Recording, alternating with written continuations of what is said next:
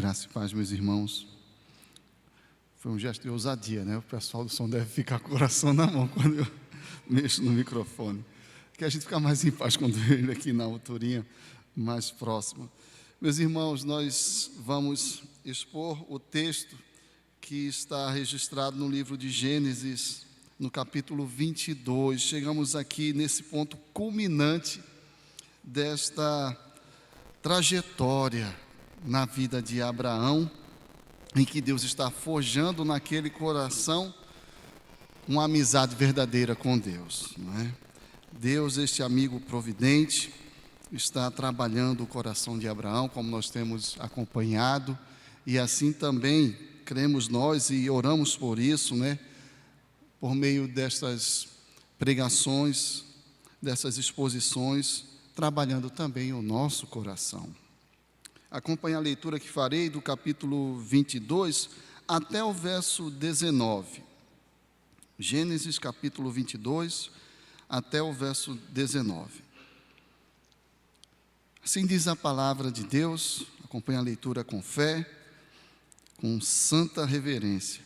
Depois dessas coisas, pôs Deus a Abraão à prova e lhe disse: Abraão, este lhe respondeu: eis-me aqui. Acrescentou Deus: toma teu filho, teu único filho, Isaque, a quem amas, e vai-te à terra de Moriá, oferece-o ali em holocausto, sobre um dos montes que eu te mostrarei. Levantou-se, pois, Abraão de madrugada, e tendo preparado o seu jumento, tomou consigo 2 dos seus servos e a Isaque, seu filho, rachou lenha para o holocausto e foi para o lugar que Deus lhe havia indicado. Ao terceiro dia, erguendo Abraão os olhos, viu o lugar de longe. Então disse a seus servos: esperai aqui com o jumento, eu e o rapaz iremos até lá, e havendo adorado, voltaremos para junto de vós. Tomou Abraão a lenha do holocausto e a colocou sobre Isaque, seu filho. Ele, porém, levava nas mãos o fogo e o cutelo. Assim caminhavam ambos juntos. Quando Isaque disse a Abraão, seu pai: meu pai, respondeu Abraão: eis-me aqui, meu filho. Perguntou-lhe Isaque: eis o fogo e a lenha, mas onde está o cordeiro para o holocausto? Respondeu Abraão: Deus proverá para si, meu filho, o cordeiro para o holocausto. E seguiam ambos juntos. Chegaram ao lugar que Deus lhe havia designado. Ali edificou Abraão um altar, sobre ele dispôs a lenha, amarrou Isaque, seu filho, e o deitou no altar em cima da lenha. E estendendo a mão, tomou o cutelo para imolar o filho. Mas do céu lhe bradou o anjo do Senhor: Abraão, Abraão! Ele respondeu: eis-me aqui. Então lhe disse: não estendas a mão sobre o rapaz e nada lhe faças, pois agora sei que temes a Deus, porquanto não me negaste o filho, o teu único filho. Tendo Abraão erguido os olhos, viu atrás de si um carneiro preso pelos chifres entre os arbustos. Tomou Abraão o carneiro e o ofereceu em holocausto, em lugar de seu filho. E pôs Abraão por nome àquele lugar: o Senhor proverá. Daí dizer-se até o dia de hoje: no monte do Senhor se proverá. Então do céu bradou pela segunda vez o anjo do Senhor a Abraão e disse: jurei por mim mesmo, diz o Senhor, porquanto fizeste isso e não me negaste o teu único filho, que deveras te abençoarei, e certamente multiplicarei a tua descendência como as estrelas dos céus e como a areia na praia do mar. A tua descendência possuirá a cidade dos seus inimigos. Nela serão benditas todas as nações da terra, porquanto obedecestes à minha voz. Então voltou Abraão aos seus servos, e juntos foram para Berseba, onde fixou residência. Meus irmãos, este é sim o ponto culminante nessa narrativa da trajetória de Abraão com Deus, ou de Deus intervindo na vida de Abraão, desde aquele chamado no capítulo 12, E assim Deus forjando o caráter de um amigo de Deus no coração de Abraão por meio de muitas experiências. Até aqui, obviamente, eu e você podemos perceber como este amigo de Deus, ou este que foi sendo convertido progressivamente, forjado progressivamente, construído progressivamente como amigo de Deus, se viu aqui e ali tomado pela fé, pela santa expectativa das promessas e às vezes também tomado pelas circunstâncias, pelo medo, pelo vacilo na fé, pelas crises. Então parece que a dinâmica toda nesta construção deste caráter, deste coração do chamado amigo de Deus, aquele a quem Deus se referiu,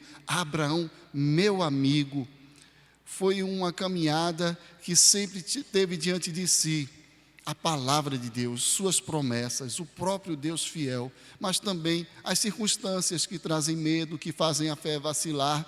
E aqui é o ponto culminante, inclusive, dessas circunstâncias que trazem medo e que podem fazer a fé vacilar.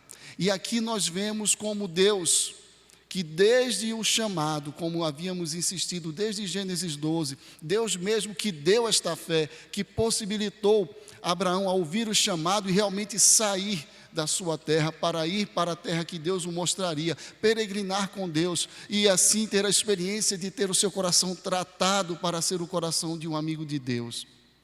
Este Abraão provou desde o começo a providência de Deus, esse Deus que provê. E aqui nesse ponto culminante, literalmente, geograficamente, porque estava num monte, não é? Deus o levou até aquele lugar. Ele pôde dizer, por saber, por ter experimentado, depois de toda esta caminhada, que o Senhor é providente, que a providência do Senhor está conosco, que esse Deus que é nosso amigo é aquele Deus que providencia todas as coisas. E nós queremos propor como tema desta reflexão que encerra esta série de sermões justamente providência amiga, essa providência que vem do alto. Então, brevemente, tentando dar conta dos ensinos mais fundamentais que esse texto nos oferece, nós propomos este tema e chamamos sua atenção para, por exemplo, o primeiro aspecto desta providência amiga nessa experiência aqui tão oportuna na vida de Abraão. O primeiro ensino que parece nos saltar aos olhos está aqui nos versos 1 e 2, quando Deus prova Abraão, ou quando ele traz esta prova e a anuncia diante de Abraão. Então nós temos aqui uma providência que nos prova. Esta providência amiga é a providência que nos traz os desafios. Ou nós temos alguma dúvida de que todos os desafios que estavam diante de Abraão, que eram muitas vezes ocasião para que a sua fé entrasse em determinada crise, que as suas obras não confirmassem a fé que ele realmente nutria, mas que às vezes era vacilante. Nós temos alguma dúvida de que durante toda a jornada, todas essas circunstâncias não eram as circunstâncias do Senhor mesmo na vida de Abraão? Deus nunca é pego de surpresa. Deus é o Senhor absoluto de todas as circunstâncias. Então, em todo o tempo, estava se cumprindo aquilo, ou se verificava aquilo que um dia seria exposto nas palavras do apóstolo: todas as coisas, todas elas, boas ou más, cooperam para o bem daqueles que amam a Deus, os amigos de Deus, que são chamados por Deus mesmo para o seu propósito. E o apóstolo continua explicando, que este bem é nos assemelhar a Cristo, ou aquele que é a imagem perfeita de Deus, é nos aproximar de Deus mesmo. Então, em toda essa caminhada, Abraão estava contando com essa providência que prova, que traz as provas da nossa vida, que nos coloca em situações realmente críticas, para assim forjar o coração de um amigo de Deus. E nós temos esses dois primeiros versos, desta providência amiga que nos prova, depois dessas coisas, não só do que ocorre no capítulo anterior, mas de toda essa experiência. Pois Deus Abraão à prova e lhe disse: Abraão. Este lhe respondeu: eis-me aqui. acrescentou Deus: toma teu filho, teu único filho, Isaque, a quem amas, e vai-te à terra de Moriá, oferece-o ali em holocausto sobre um dos montes que eu te mostrarei.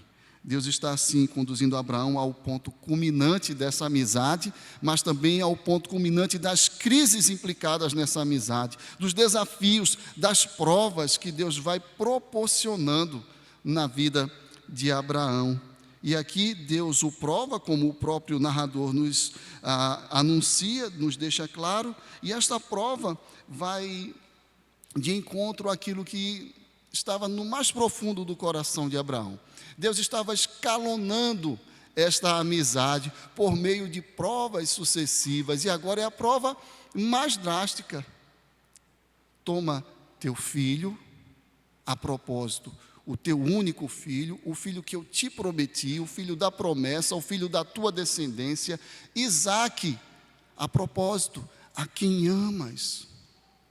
O que Deus estava dizendo? Deus estava tocando no mais fundo do coração daquele pai.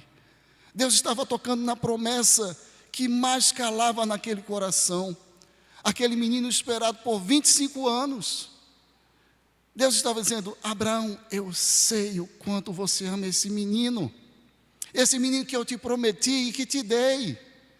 Esse menino que traz no nome uma das marcas da nossa relação.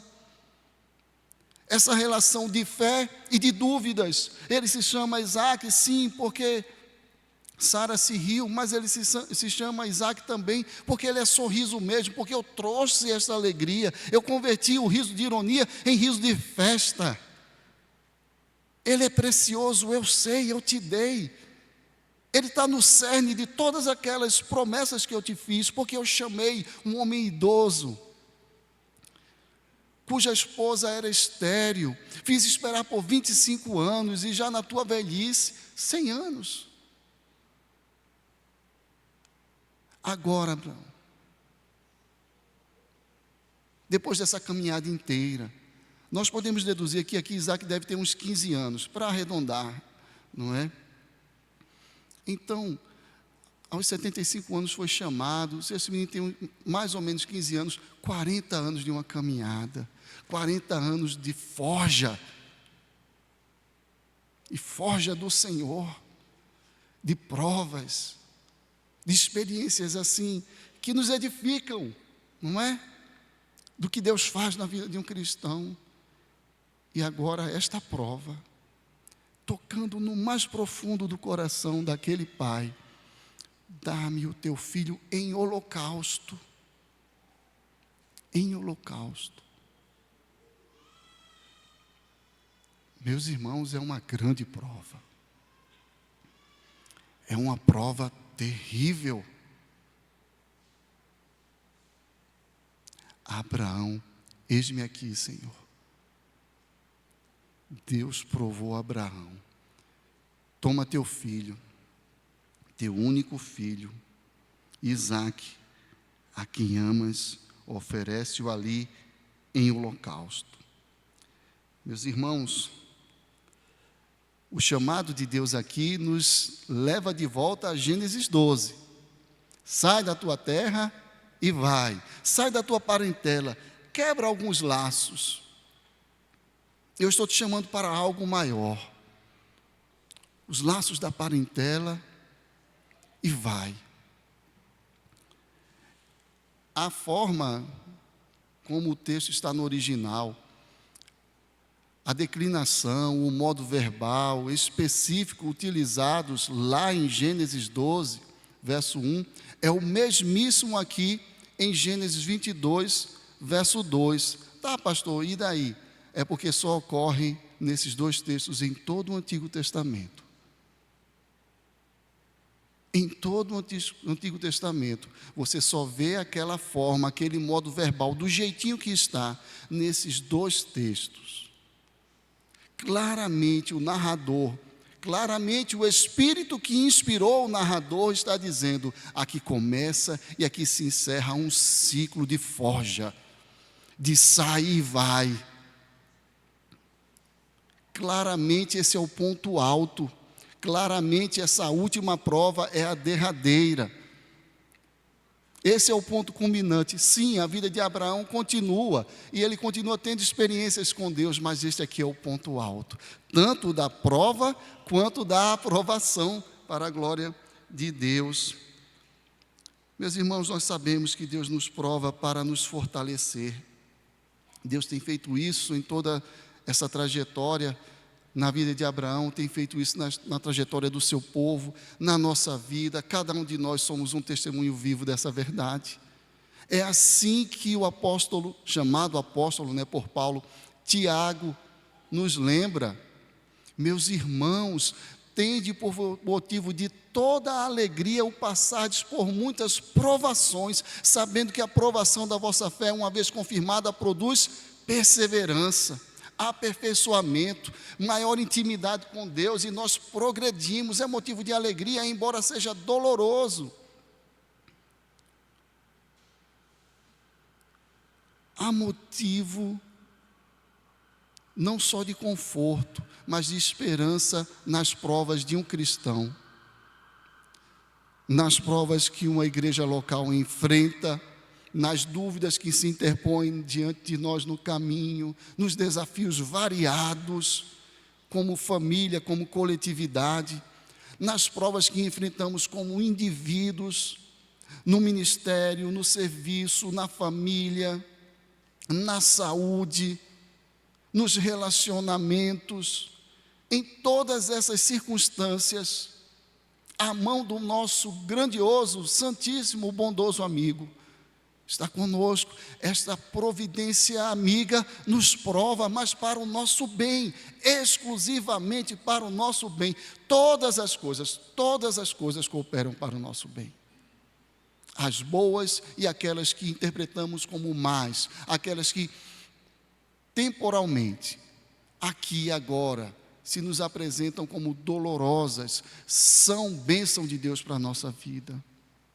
Por mais dolorido que seja passar por essas experiências, cada um de nós, portanto, temos um motivo muito bom para aquietar o coração, mas não somente para nos acalmarmos, mas para nutrirmos esperança, contentamento e, por que não dizer, alegria, como disse Tiago: tende por motivo de toda alegria. Se você está passando por uma provação, eu quero, autorizado pelas Sagradas Escrituras, dizer: meu irmão, alegre-se.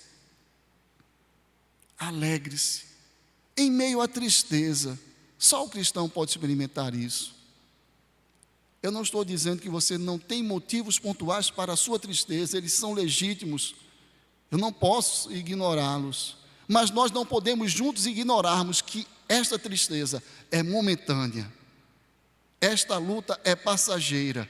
E ela está a serviço da providência amiga, da providência de Deus na sua vida.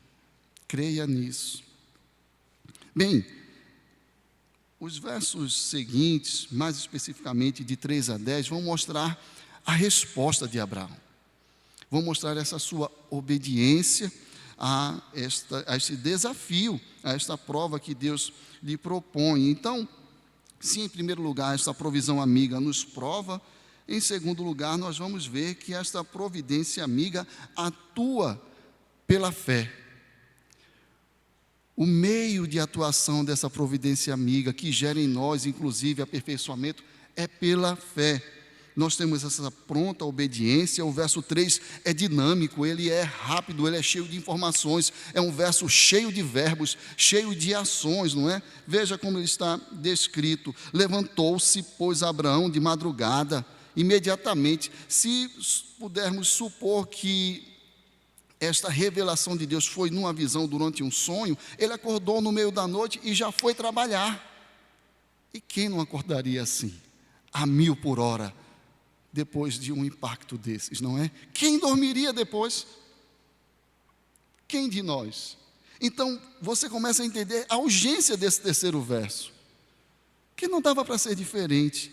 Levantou-se, pois, Abraão de madrugada, e tendo preparado o seu jumento, um homem rico e idoso, preparando um jumento, tomou consigo 2 dos seus servos, acordou Isaque seu filho, rachou lenha para o holocausto e foi para o lugar que Deus lhe havia indicado, sem perder tempo. Urgente, obediente. E essa obediência só pode ser fruto da fé que vem sendo nutrida desde aquele chamado inicial, fruto de todas essas experiências. Levantou-se de madrugada, preparou o jumento, acordou os servos, acordou Isaque, rachou lenha e foi em obediência para o lugar que Deus lhe havia indicado para executar aquela ordem terrível. Então, essa pronta obediência, nós vamos confirmar isso na medida que o texto progride, ela é sustentada pela fé. É a fé que sustenta a obediência. Verso 4. Ao terceiro dia, então, tendo saído, caminharam 3 dias. Erguendo Abraão os olhos, viu o lugar de longe. Essa expressão, meus irmãos, ela é crucial na narrativa que Moisés nos entregou, não é?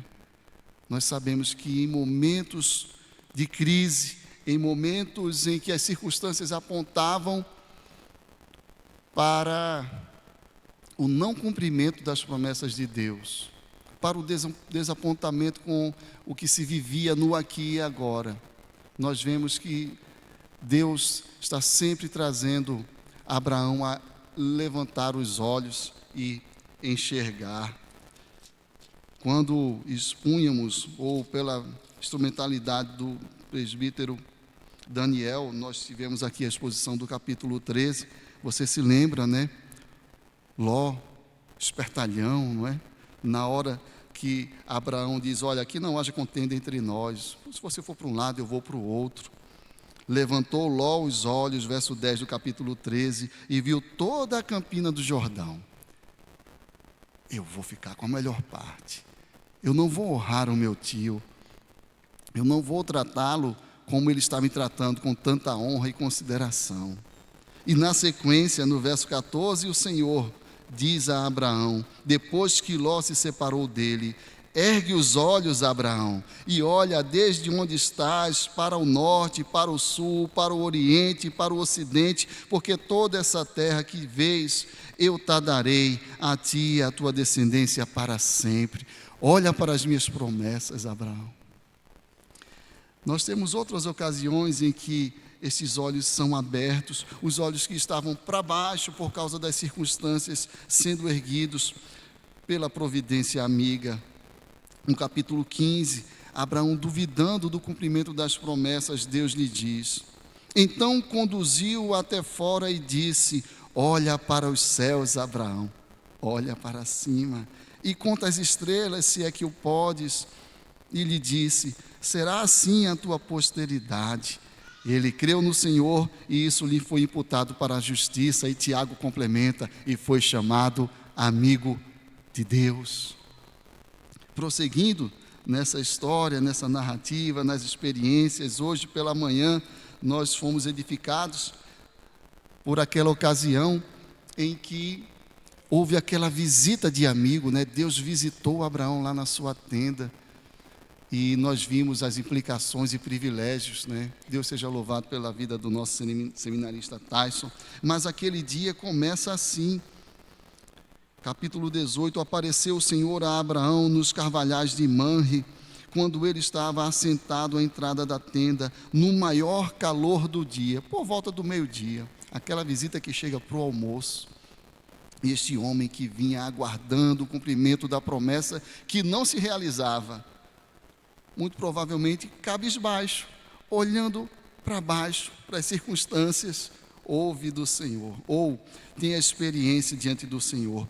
Levantou ele os olhos, olhou, e eis 3 homens de pé em frente dele. Nós sabemos, 2 anjos e o próprio Senhor.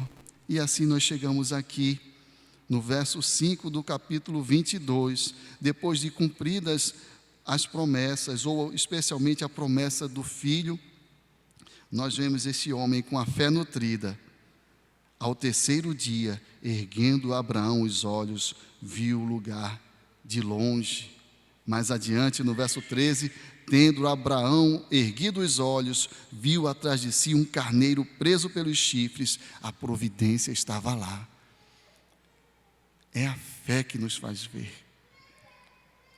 E Deus seja louvado. E é por isso, nutrido por essa fé de quem, olhando para o Senhor, para as suas promessas, olhando para cima, erguendo os olhos, sendo lembrado por Deus mesmo que nos nutre a fé, é que ele disse: então disse a seus servos, verso 5, esperai aqui com o jumento, eu e o rapaz iremos até lá.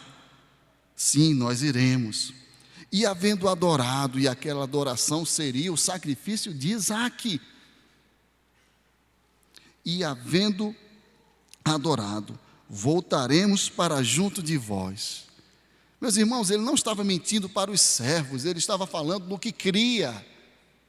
O escritor aos Hebreus, no capítulo 11, a melhor interpretação da Bíblia é a Bíblia. O melhor intérprete da revelação do Espírito é o Espírito. Escritor aos Hebreus, capítulo 11, versos 17 a 19.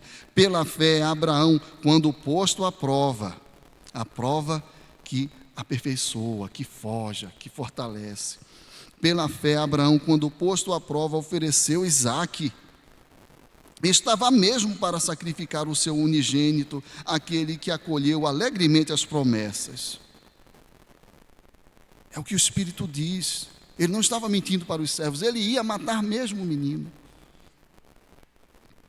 Estava mesmo para matar, para sacrificar o seu unigênito, aquele que acolheu alegremente as promessas, a quem se tinha dito: em Isaque será chamada a tua descendência, porque considerou que Deus era poderoso até para ressuscitá-lo dentre os mortos, de onde também, figuradamente, o recobrou. O que o escritor está dizendo, aquele jovem morreu mesmo, aquele pai sacrificou o mesmo filho, no coração. Ele só foi impedido pela providência amiga, pelo anjo do Senhor que bradou: não faças isso com o menino, eu sei que temes ao Senhor. Aquela amizade chegou no ponto mais alto que se poderia chegar. A fé faz isso. O Deus da fé que de uma vez por todas foi dada aos santos, a fé que é dom de Deus. Esta é a providência amiga que age pela fé. Em Isaque será chamada a tua descendência. Ele lembrou, isso foi dito no capítulo anterior, capítulo 21, verso de número 12, parte final do versículo. Disse, porém, Deus a Abraão: não te pareça isso mal por causa do moço e por causa da sua serva. Atende a Sara em tudo o que ela te disser, porque por Isaque será chamada a tua descendência. Ele tinha a promessa do Deus fiel que não falha. E sim, ele deu Isaque, porque o receberia de volta. Ele sabia disso, de modo que a sugestão de que Deus estaria curando Abraão de uma eventual idolatria pelo filho é torta. Não, se Deus o estivesse curando de uma eventual idolatria, ele não teria entregue o filho na expectativa de recebê-lo de volta. Deus não está reprovando aquele amor, Deus está aprovando e dizendo que esse amor é justo, porque é o amor na promessa. Toma teu filho, teu único filho, Isaque, a quem amas, e isso é belo, é precioso, não tem nada de errado, e eu vou te devolver. Ele sabia que Deus o devolveria, de onde, como diz o escritor aos Hebreus, figuradamente, realmente, o ressuscitou, o entregou de volta dos mortos, porque a resolução no coração já estava plena. E aqui nós temos esse ponto alto da amizade. Os versos que se seguem, meus irmãos, são a culminância desse processo. Tomou Abraão a lenha do holocausto e a colocou sobre Isaque, seu filho. Ele, porém, levava nas mãos o fogo e o cutelo. Assim caminhavam ambos juntos. Isaque mais jovem, muito mais jovem, e aqui já um rapaz forte para poder levar toda aquela lenha, e o pai levando o fogo e o cutelo. Os instrumentos daquela representação da santidade de Deus, da sua ira santa contra o pecado. Instrumentos que revelavam a purificação por meio da morte, porque a alma que pecar, essa morrerá. O salário do pecado é a morte.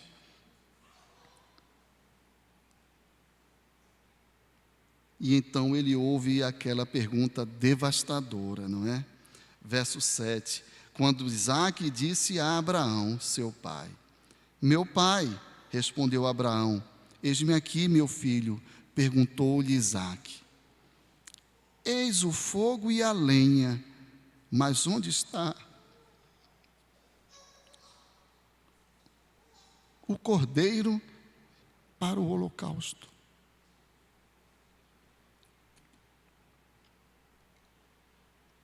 Meus irmãos, com toda franqueza, eu imagino que as probabilidades de uma desistência minha neste ponto seriam enormes.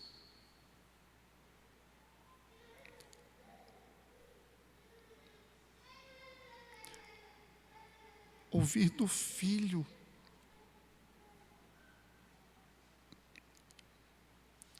onde está o cordeiro? Ah, de nós se não fosse o cordeiro. Louvado seja o Senhor pelo cordeiro.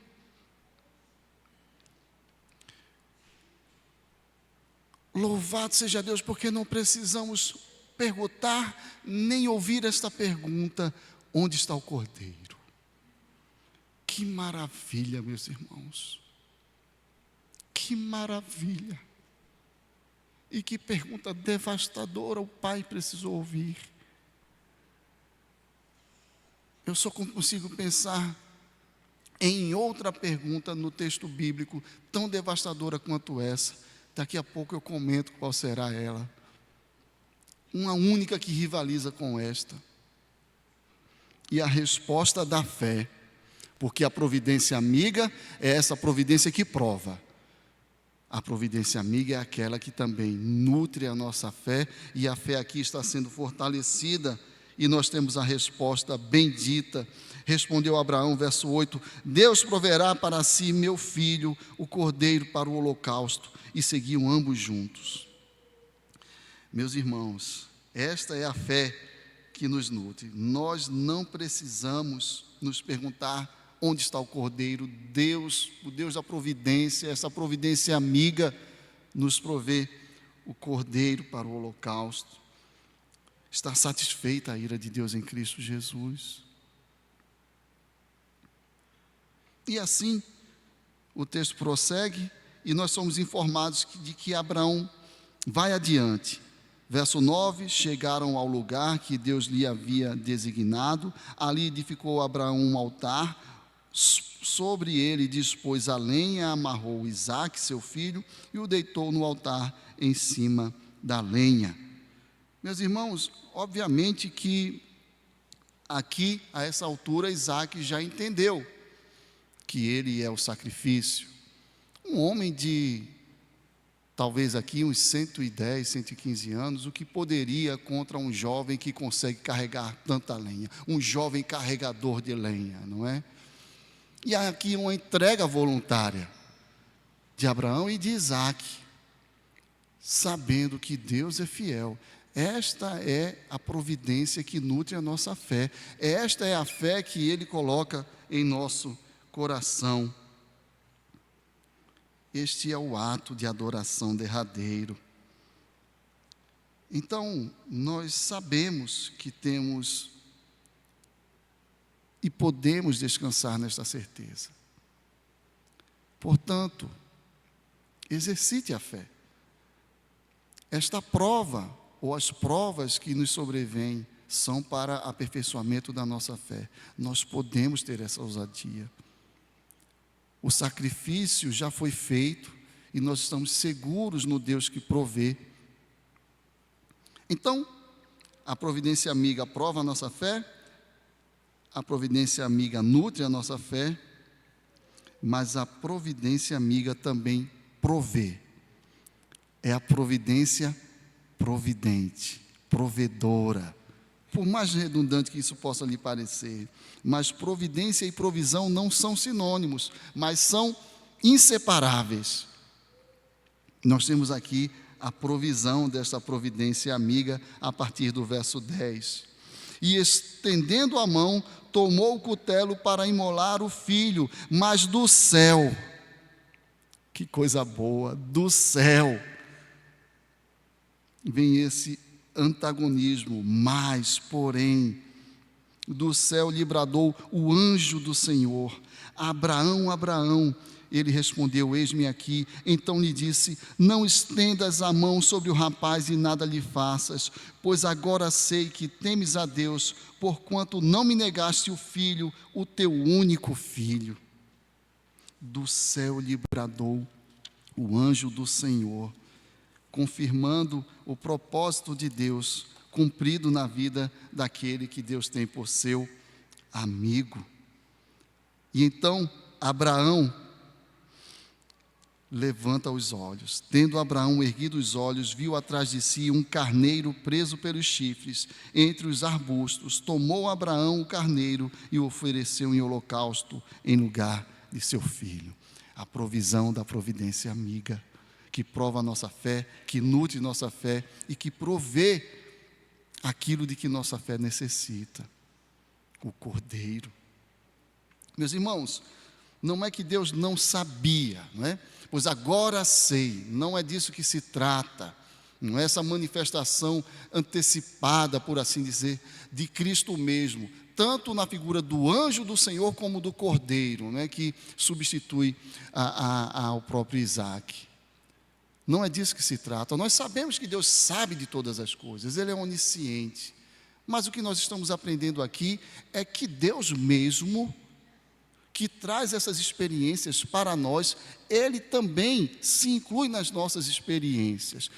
Você certamente já ouviu, isso já foi explicado algumas vezes, deste púlpito mesmo, que a noção de saber, de conhecer hebraica, ela não é meramente cognitiva, e para nós ocidentais do terceiro milênio é um tanto difícil nos lembrarmos disso e estarmos sensíveis a isso. Mas saber é experimentar, é viver. Saber nunca é apenas conhecer, estar informado a respeito de, é sempre ter a experiência. E me diga, Deus já tinha tido a experiência de Abraão entregar o próprio filho a Deus?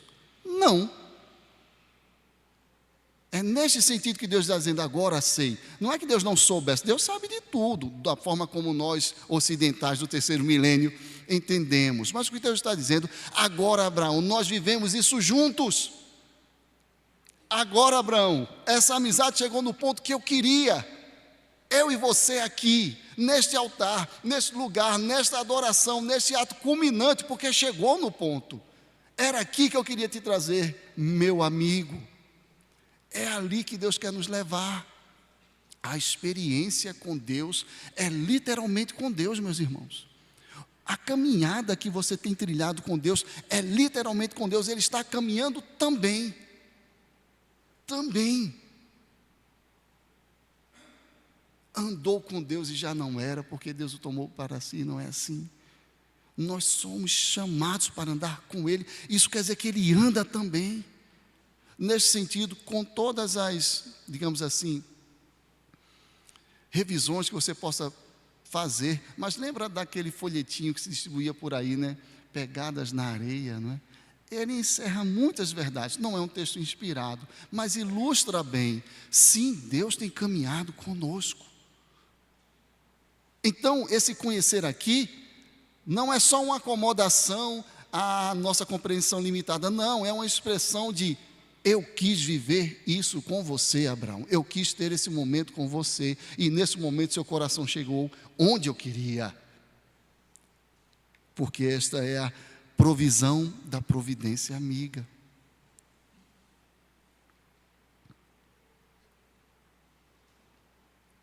E então nós temos essa confissão maravilhosa. Tendo elevado os olhos, viu a provisão. Deus proverá, meu filho, para si o cordeiro. Ele estava lá, Deus proveu. E pôs Abraão, verso 14, por nome àquele lugar: o Senhor proverá, Jeová, Yahvé, Jireh. Deus provê. O Senhor, o Deus do pacto, o Deus amigo, é provedor. Daí dizer-se até o dia de hoje, no monte do Senhor se proverá. Então, versos 15 a 18, o anjo do Senhor repete aquela cascata de promessas abençoadoras lá de Gênesis 12, porque o ciclo se fechou, está tudo perfeito. Eu fiz no teu coração o que eu queria, meu amigo.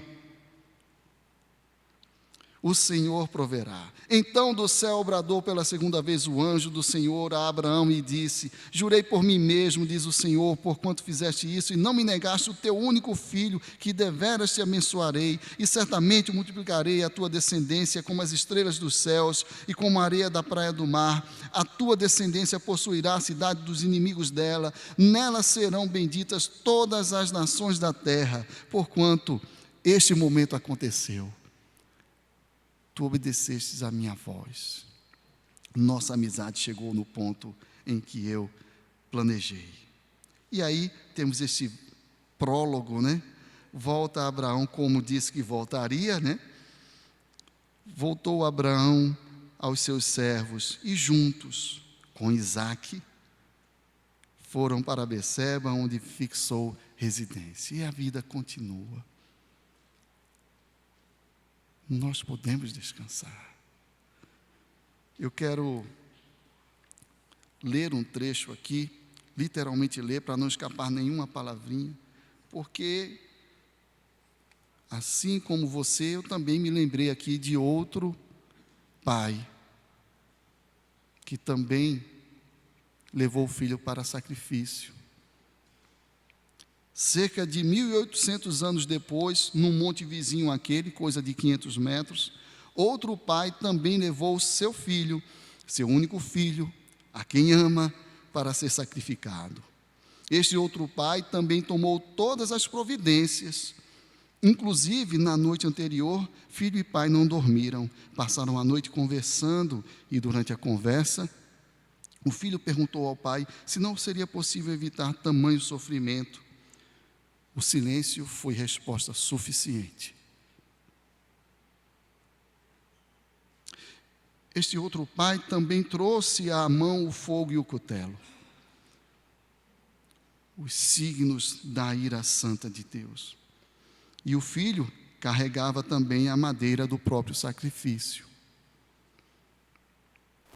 Já no monte, este outro pai também ouviu de seu filho a pergunta devastadora: Deus meu, por que me desamparaste?